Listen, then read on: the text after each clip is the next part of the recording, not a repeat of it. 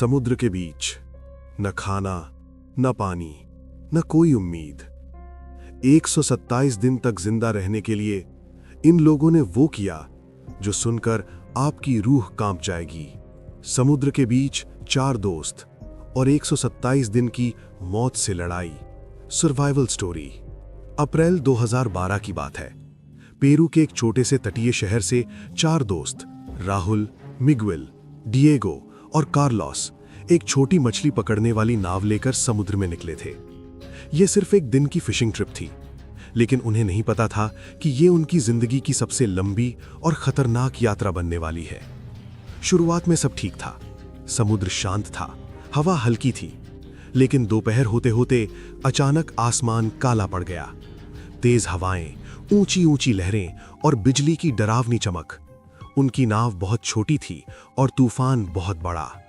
Radio बंद हो गया, इंजन फेल हो गया और कुछ ही घंटों में वे समुद्र के बीच पूरी तरह खो चुके थे। दिशा खो गई, उम्मीद भी। पहले उन्हें लगा कि कोई जहाज उन्हें ढूंढ लेगा, लेकिन दिन हफ्तों में बदल गए और हफ्ते महीनों में। चारों तरफ सिर्फ नीला पानी, न कोई जमीन, न कोई आवाज, सिर्फ भूख और डर। जिंदा रहने की जंग। खाने का सामान 6 दिन में खत्म हो गया। अब उनके पास सिर्फ 2 रास्ते थे, या तो मरना या समुद्र से लड़ना। उन्होंने रस्सी और टूटे हुए हुक से मछलियां पकड़ना शुरू किया। कभी कभी बारिश होती तो वे प्लास्टिक के टुकड़ों में पानी इकट्ठा करते। एक बार तो उन्होंने एक समुद्री पक्षी पकड़कर खाया। डिएगो ने बाद में कहा था, उस दिन हमें समझ आया कि भूख इंसान से कुछ भी करवा सकती है। टूटता हुआ मन और शरीर। 50 दिन बाद कार्लोस बीमार पड़ने लगा। धूप, नमक और भूख ने उसके शरीर को कमजोर कर दिया था। दोस्तों ने पूरी कोशिश की, लेकिन दवाइयां नहीं थीं, डॉक्टर नहीं था। एक रात कार्लोस ने आखिरी सांस ली। 4 दोस्त अब 3 रह गए थे, लेकिन समुद्र अभी भी उन्हें छोड़ने को तैयार नहीं था। 90 दिन और एक नई लड़ाई। दिन और कठिन होते गए। कभी तेज तूफान, कभी जलती धूप। राहुल ने बाद में बताया था, हम रोज मरते थे, लेकिन फिर भी अगला दिन जीते थे।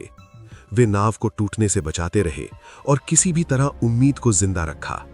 127वें दिन चमत्कार। 127 दिन बाद सुबह के समय दूर एक जहाज दिखाई दिया।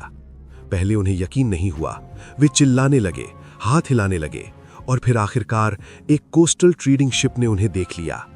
रेस्क्यू टीम ने जब उन्हें उठाया तो वे पहचान में भी नहीं आ रहे थे। हड्डियों का ढांचा, टूटी हुई आवाजें और कांपते शरीर, लेकिन वे जिंदा थे। इस कहानी की सच्चाई। डॉक्टर्स भी हैरान थे कि इंसान इतने लंबे समय तक बिना सही भोजन और संसाधनों के कैसे जिंदा रह सकता है।